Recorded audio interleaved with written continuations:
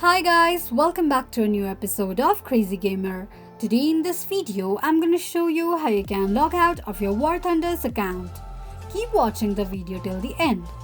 To log out of your War Thunders account, firstly go ahead and launch open your War Thunder application.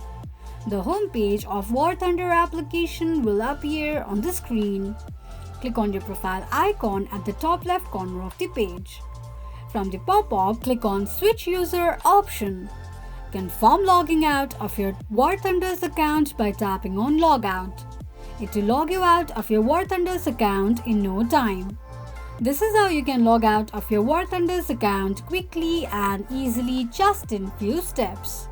If you have any thoughts or queries, let us know in the comments section. Don't forget to subscribe to our channel. Also, press the notification bell icon so that YouTube will notify you whenever we post a new video. I hope this video was helpful to you. Thank you so much for watching.